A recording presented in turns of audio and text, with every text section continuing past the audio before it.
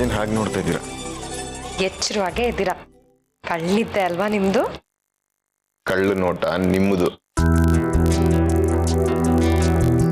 ಇಲ್ದೆ ಹೋದ್ರೆ ಸಿಗ್ಬೇಕಲ್ಲ ಈ ಸೂರಜ್ ದರ್ಶನ. ಕಾಫಿ.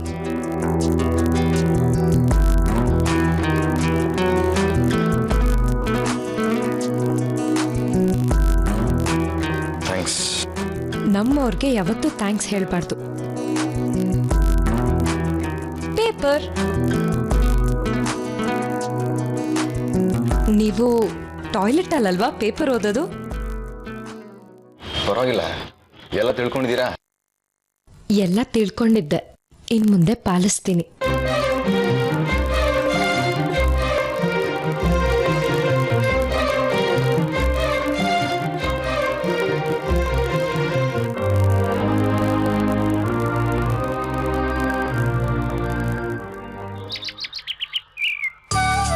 ಕೌಸಲ್ಯ ಅವರೇ, ಅಡಿಗೆ ಮನೇಲಿ ಕೂತಿರ್ತೀರೋ ನೀವು, ಇಲ್ಲ ಎಣ್ಣೆ ಶಾಸ್ತ್ರ ರೆಡಿ ಮಾಡ್ತಿರೋ?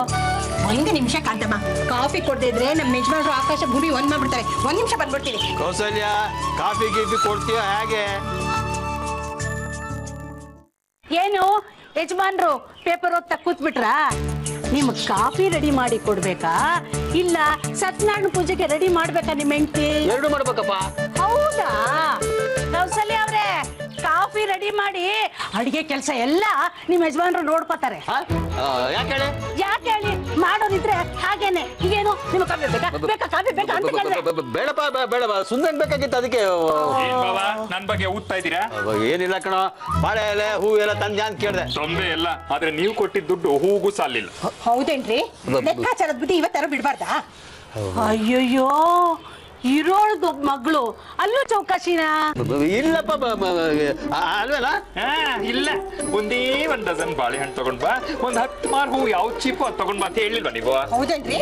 ಇಲ್ಲ ಕಣೆ. ನೋಡು, ನಾನು ಇವ್ರನ್ನ ವಿಚಾರಿಸ್ಕೊತೀನಿ, ನೀವು ಹೋಗಿ ಎಣ್ಣೆ ಶಾಸ್ತ್ರಕ್ಕೆ ರೆಡಿ ಮಾಡಿ. ಖುಷಿ ಅದ್ಲ? ನಾನು ನೋಡ್ತೀನಿ ಕಂತಮ್ಮ. ಖುಷಿ, ನೀವು ಕಾಫಿ ಬೇಗ ಕುಡೀರಿ, ಮಾಡೋದಕ್ಕೆ ಇಷ್ಟು ಕೆಲಸ ಐತೆ. ಕೂತ್ಬಿಟ್ಟು ಇಲ್ಲಿ ಕಾಫಿ ಕುಡ್ಕೊಂಡು ಅಯ್ಯ ಬರ್ಘಾಟಿ ಕಾಂತಮ್ಮ.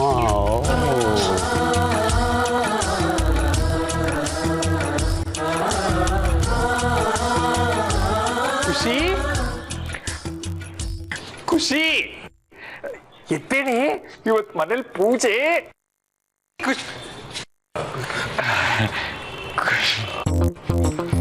ಅವ್ರು ಅವಾಗ್ಲೇ ಎದ್ದು ಹೋದ್ರು. ಹೌದಾ? ಸಾರಿ, ನಾನು ಮಾರ್ಕೆಟ್ಗೆ ಹೋಗಿದ್ದೆ, ನಂಗೆ ಗೊತ್ತೇ ಇಲ್ಲ. ಮಲ್ಗಿದ್ರೇನೋ, ಸಾರಿ. ಸೂರಜ್, ಬೇಗ ಬನ್ನಿ. ಹಾ, ಬಂದೆ ಕಾಂತಮ್ಮ. ನಡೀರಿ.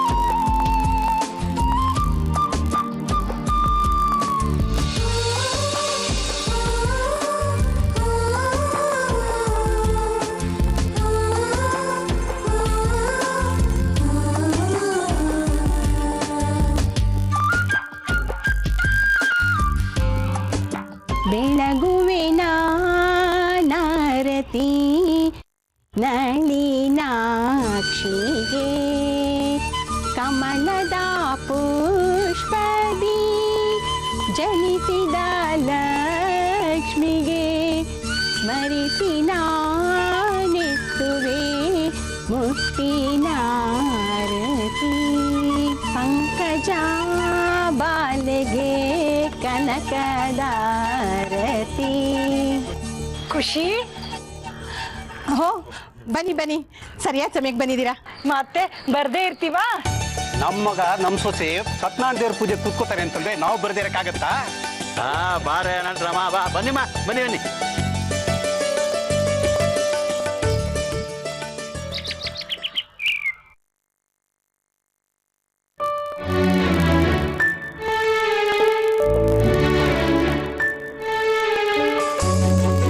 ಏನ್ ಹಾಗೆ ನೋಡ್ತಾ ಇದ್ದೀರಾ?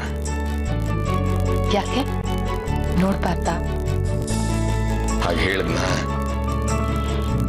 ಏನು ಅಂತ ಕೇಳಿದೆ.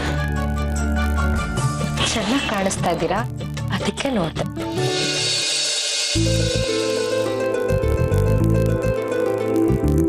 ಇಷ್ಟು ದಿವಸ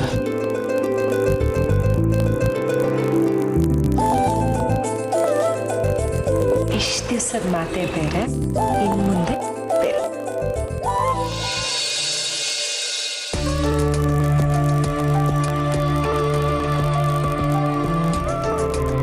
ಏನು ಕನಸ ಅಂತ? ಕನಸ ಇಲ್ವಾ ಅಂತ ನೋಡ್ಕೊಳ್ಳೋದು ಖುಷಿ ಖುಷಿ.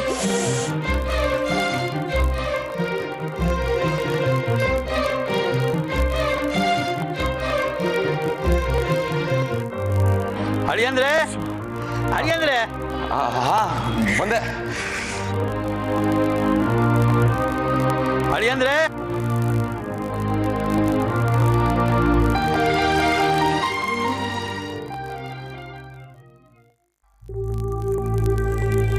ಖುಷಿ ಹಾ ಇದಾರೆ, ಹೋಗಿ.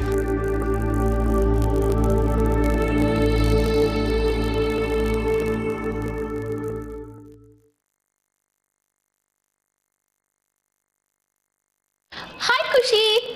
ಹಾಯ್ ರಿಯಾ, ಬಾ. ಏನೆಲ್ಲ ಆಗೋಯ್ತೆ? ಧ್ರುವ US ಹೊರಟೋದ, ನೀನು? ನನ್ನ ಭ್ರಮೆಗಳನ್ನೇ ನಿಜ ಅನ್ಕೊಂಡಿದ್ದೆ. ಎಷ್ಟು ದಿನ ಇರುತ್ತೆ ಹೇಳೋದೆಲ್ಲ, ಕರ್ಗೋಯ್ತು. ಪರವಾಗಿಲ್ಲ ಕಣೆ, ನೀನು ಅದರಿಂದ ಹೊರಗಡೆ ಬಂದ್ಬಿಟ್ಟಿದ್ಯಾ? ಕಷ್ಟ ಆಯ್ತು ರಿಯಾ. ಹಾಗೇಳೋದಕ್ಕಿಂತ ಕಷ್ಟ ಕೊಟ್ಟೆ ಸೂರಜ್ಗೆ. ಆದರೆ ಅವ್ರ ಸಹನೆ ಪ್ರೀತಿ ಮುಂದೆ ನಾನು ಸೋಲ್ಲೇಬೇಕಾಯ್ತು. But I am happy. I lost. ಸೋಲದ್ರಲ್ಲೂ ಇಂಥ ಖುಷಿ ಇದೆ ಅಂತ ಸೂರಜಿಗೆ ಶರಣಾದಾಗಲೇ ಗೊತ್ತಾಗಿತ್ತು. ದಟ್ಸ್ ನೈಸ್ ಕಣೆ, ತುಂಬ ಒಳ್ಳೆ ಸ್ಪಿರಿಟ್ನಲ್ಲಿ ತಗೊಂಡಿದ್ಯಾ ಲೈಫ್ನ. ಇದನ್ನೆಲ್ಲ ಕಲ್ತಿತ್ತು ಸೂರಜಿಂದ. ಪ್ರೀತಿನೇ ಪ್ರೀತಿಸೋ ವ್ಯಕ್ತಿಯವರು. ನನ್ನ ಹಾಗೆ ಅವರು ನನ್ನನ್ನು ಪ್ರೀತಿಸ್ತಾ ಇದ್ರು. ಆದರೆ ಒಂದೇ ವ್ಯತ್ಯಾಸ, ಅವ್ರ ಪ್ರೀತಿ ಮೇಲೆ ಅವ್ರಿಗೆ ನಂಬಿಕೆ ಇತ್ತು, ಗೆದ್ರು. ನನ್ನ ಪ್ರೀತಿ ಮೇಲೆ ನನಗೆ ನಂಬಿಕೆ ಇರಲಿಲ್ಲ ಅನ್ಸುತ್ತೆ, ಸೋತೆ. But I am happy. ಖುಷಿಯಾಗಿದ್ದೀನಿ ನಾನು. ಅಪ್ಪ, ನನಗೆ ಈಗ ಸಮಾಧಾನ ಆಯಿತು. ನೀನು ಯಾವಾಗಲೂ ಖುಷಿ ಖುಷಿಯಾಗಿ ಹೀಗೆ ನಗ್ನಾಗ್ತಾ ಇರಬೇಕು. All the best.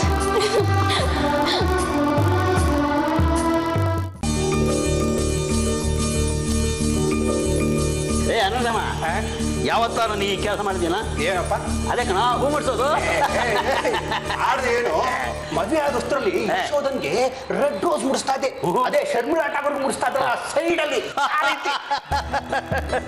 ನನ್ನ ಹೆಂಡತಿ ಒಳ್ಳೆ ಗೋಪುರ ತರ ಹೂ ಮುಡ್ಕೊಡೋಳು. ನಮ್ಮ ಅಮ್ಮ ಅದೇನೋದು ತಲೆ ಮೇಲೆ ಚಾಮುಂಡಿ ಬೆಟ್ಟ ಇಟ್ಕೊಂಡಿದ್ದಾಳೆ ಅಂತಂದವರು. ನಾನು ಇರುಮುಡಿ ಇಟ್ಕೊಂಡಿದ್ದಾಳೆ ಬಿಡಮ್ಮ ಅಂತ ಹೇಳ್ತಾ ಇದ್ದೆ. ಏನು ಬೀಗ್ರು ಬಾರಿ ಗಾಸಿಪ್ ನಡೆಸಿದ್ದೀರಾ? ನೀನೊಬ್ಬ ಕಡಿಮೆ ಇದ್ದೆ ನೋಡು. ನಾವು ಮದುವೆ ಆದ ಹೊತ್ತಲ್ಲಿ ಹೇಗೆ ರೊಮ್ಯಾಂಟಿಕ್ ಆಗಿದ್ವಿ ಅಂತ ಮಾತಾಡ್ಕೊತಾ ಇದ್ವಿ. ಬಡ್ಕೋಬೇಕು ಇವ್ರು ರೊಮ್ಯಾನ್ಸ್ಗೆ. ಅನಂತರಾಮ್ ಅವ್ರೆ, ನಾನಾಗ ಚಿಕ್ಕ ಹುಡುಗ ಇವ್ರ ಜೊತೆ ಹೋಗ್ತಿದ್ದೆ. ಯಾಕೆ? ನಾ ಕಾಣಿ ಹಾಲೈಸು ಕೊಡಿಸ್ತಾರೆ ಅಂತ. ಕೊಡಿಸ್ಬೇಕು ತಾನೆ. 10 ಪೈಸದ ಐಸ್ಕಂಡಿ ನನಗ್ ಕೊಡಿಸಿ ಹೆಂಡತಿಗೆ ಮಾತ್ರ ಹಾಲೈಸ್ ಕೊಡ್ಸೋರು. ಜಿಪ್ಣಾಸೆ ವಯ್ಯ. ಆಗ ನನ್ನ ಸಂಬಳ ಎಷ್ಟು ಗೊತ್ತಾ? ಎಷ್ಟೋ? ತಿಂಗಳಿಗೆ ಬರೀ 450 ರೂಪಾಯಿ ಅಷ್ಟೇ. ಅದರಲ್ಲಿ ಊರು ಕಳಿಸಿ ಮನೆನೂ ನಿಭಾಯಿಸಿ 25 ರೂಪಾಯಿ ಉಳಿಸ್ತಾ ಇದ್ದೆ. ಗೊತ್ತಾ ನಿಮಗೆ? ಸೇರ್ತೀರಾ? ಆ ಕೈ ಹಿಡ್ತ ಮಾಡಿದ್ರೆ ಗಂಟು ಮಾಡಿರ್ತೀರ. ಈ ಮಾತೆ ಆಯ್ತು, ಕೆಲಸ ಒಂಚೂರು ಇಲ್ಲ. ಕೈ ಬೇಗ ಓಡ್ಲಿ. ಆಯ್ತು ಶಾಸ್ತ್ರಿಗಳೇ. ನಾನು ಯಾಕೆ ಹೇಳ್ದೆ ಗೊತ್ತಾ ಅನಂತರಾಮ? ಈಗಿನ ಕಾಲದ ಹುಡುಗರು ಲಕ್ಷ ಸಂಪಾದನೆ ಮಾಡ್ತಾರೆ, ಆದ್ರೆ ನೆಮ್ಮದಿನೇ ಇರಲ್ಲ. ನೆಮ್ಮದಿಗೂ ಕಾಸ್ಗೂ ಯಾಕೆ ತಾಳೆ ಹಾಕ್ತೀರಾ? ಆಗ ಸಂಬಳ ಕಡಿಮೆ ಇತ್ತು, ಆಸೆನೂ ಕಡಿಮೆ ಇತ್ತು. ಈಗ ಹಾಗಲ್ವಲ್ಲ? ಅದು ಸರಿ. ರೋಹಿತ, ಏನಿದು? ಒಂದು ಅಣಿನೇ ಆಗಿಲ್ಲ. ಒಂದಕ್ಕಿಂತ ಒಬ್ಬರೇ ಜಾಸ್ತಿ. ನಿಮ್ಮ ಯಜಮಾನ್ರು ಮಾತು ಜಾಸ್ತಿ, ಕೆಲಸ ಒಂಚೂರು ಇಲ್ಲ. ಹೌದೇನ್ರಿ? ಇವತ್ತಾದ್ರೂ ಸ್ವಲ್ಪ ಗಂಭೀರವಾಗಿರಕ್ ಆಗಲ್ವಾ ನಿಮ್ಗೆ? ಅಯ್ಯೋ, ನಾನು ಯಾವಾಗ ಚಲ್ಚಲಗಾಡಿದ್ನೆ?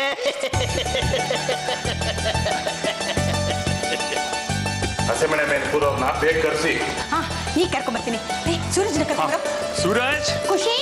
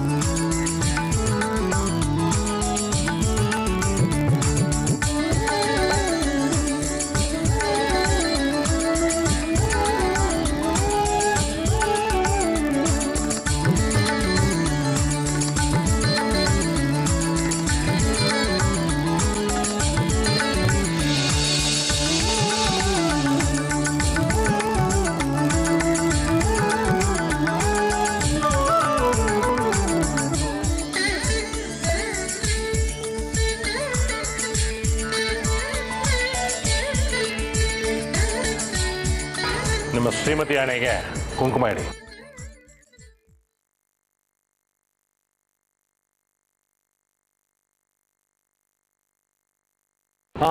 ಆಗಲ್ಲ, ಹಿಂದಗಡೆಯಿಂದ ಕೈ ಬರಬೇಕು.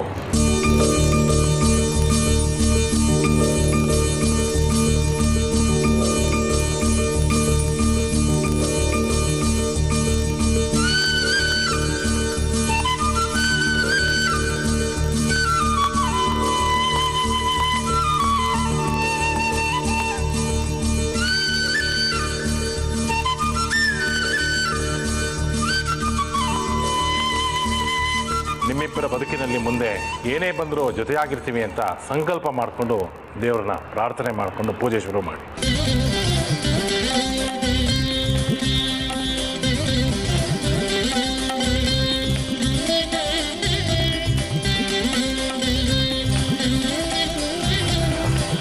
ಓಂ ಕೇಶವಾಯ ನಮಃ, ಓಂ ನಾರಾಯಣಾಯ ನಮಃ.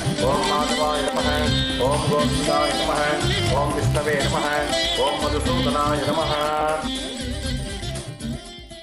ಹಾರ ಬದಲಾಯಿಸ್ಕೊಳ್ಳಿ.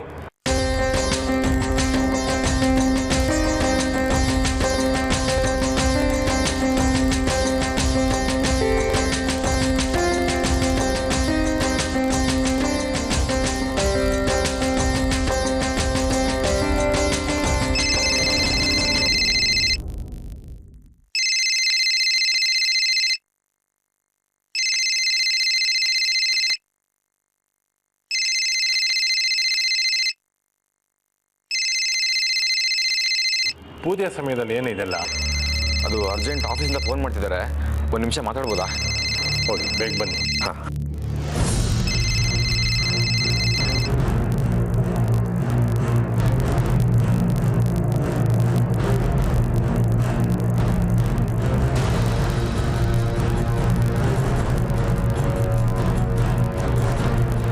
ಏನೇ ಖುಷಿ, ನಿನ್ ಗಂಡನ ಹಿಡ್ದಿಟ್ಕೊಳಕ್ಕಾಗಲ್ವಾ? ನೋಡು ಹೇಗೆ ತಪ್ಪಿಸ್ಕೊಂಡು ಹೋದ. ಇಲ್ಲ ಅತ್ತೆ, ಆಫೀಸಲ್ಲಿ ಏನೋ ಟೆನ್ಷನ್ ಅಂತೆ. ಹೇ, ನಿನಗಿಂತ ಮುಖ್ಯ ಏನೇ ಅದು?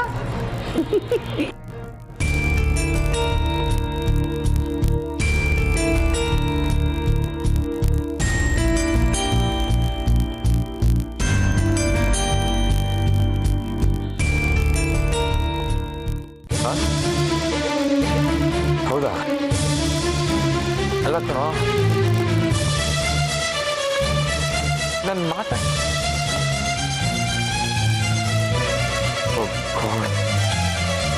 ಅಲ್ಲ ಅಳಿಯಂದ್ರೆ ಬನ್ನಿ, ಪೂಜೆಗೆ ಗೊತ್ತಾಯ್ತು, ರಾವ್ ಕಾಲ ಶುರು ಆಗುತ್ತಿನ್ನೇನು. ಹಾಂ ಮಾವ, ಬಂದೆ. ಆಮೇಲೆ ಈ ಆಫೀಸ್ ಕೆಲಸ ಹತ್ತಲ್ಲ ಹರಿಯಲ್ಲ, ಬನ್ನಿಪ್ಪ ಬೇಗ ಬನ್ನಿ. ಆಮೇಲೆ ಮಾಡ್ತೀನಿ. ಬನ್ನಿ ಬನ್ನಿ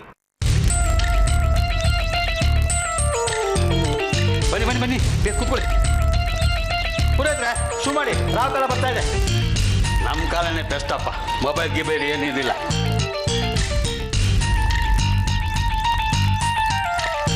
ಮನೆಗೆ ಬಂದು ಆಫೀಸ್ ವಿಷಯ ಮಾತಾಡಿದ್ರೆ ನಿಮ್ಮ ಮತ್ತೆ ಕಿರ್ಚಿ ಬಿಡ್ತಾ ಇದ್ದು. ರಮಾಮಣಿ ವಿಷಯ ಹೇಳ. ಏನ್ರಿ ಅದು? ಏನಿಲ್ಲ, ಶುರು ಮಾಡಿ ಪುರೋಹಿತ್ರೆ. ಓಂ ಶುಕ್ಲಾಂಬರಧರಂ ವಿಷ್ಣುಂ ಋಷಿವರ್ಣಂ ಚತುರ್ಭುಜಂ ಪ್ರಸನ್ನವದನಂ ಧ್ಯಾಯೇ ಸರ್ವವಿಘ್ನೋಪಶಾಂತಯೇ.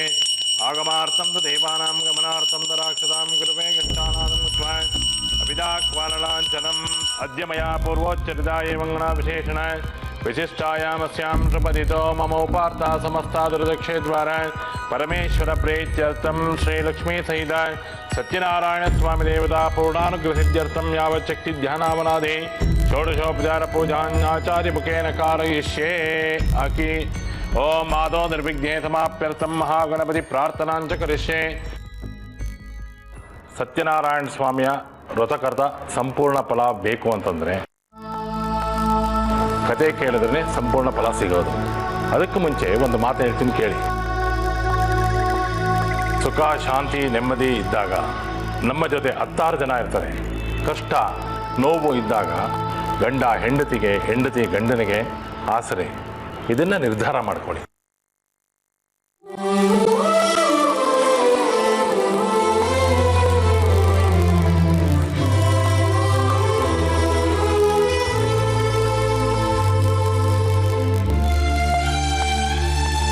ಸತ್ಯನಾರಾಯಣ ಸ್ವಾಮಿಯ ರಥಕಥಾರ್ಥವು ನೈಮಿಷಾರಣ್ಯವಾಸಿಗಳಾದ ಸಮಸ್ತ ಋಷಿಗಳು ಒಂದಾನೊಂದು ಕಾಲದಲ್ಲಿ ಪುರಾಣೋಕ್ತವಾದ ಸೂತ ಮಹರ್ಷಿಯನ್ನು ನೋಡಿ ಕೇಳುವಂತರಾದರು.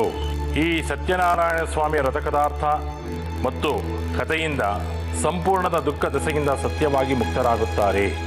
ಕಲಿಯುಗದಲ್ಲಿ ಸತ್ಯನಾರಾಯಣ ಪೂಜೆಯು ವಿಶೇಷವಾಗಿ ಕೋರಿದ ಫಲವನ್ನು ಕೊಡತಕ್ಕದ್ದು. ಸತ್ಯನಾರಾಯಣನನ್ನು ಕೆಲವರು ಕಾಲವೆಂದು, ಕೆಲವರು ಈಶ್ವರನೆಂದು, ಕೆಲವರು ಸತ್ಯನಾರಾಯಣನೆಂದೇ ಹೇಳುತ್ತಾರೆ. ಇನ್ನು ಕೆಲವರು ಸತ್ಯದೇವರೆನ್ನುತ್ತಾರೆ. ಹೀಗೆ ನಾನಾ ಪ್ರಕಾರವಾದ ರೂಪಧಾರಣೆ ಮಾಡಿ ಸಕಲ ಶ್ರದ್ಧಾಭಕ್ತರಾದ ಭಕ್ತರಿಗೆ ದೀರ್ಘದ ಫಲವನ್ನು ಕೊಡತಕ್ಕವನು.